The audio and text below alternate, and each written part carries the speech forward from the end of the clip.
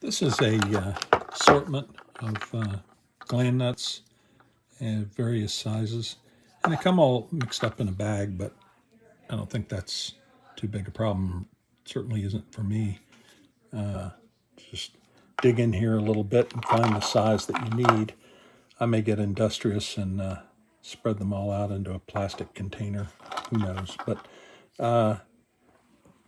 these appear to me to be good quality, and they've got a nice gasket on them. The lock screws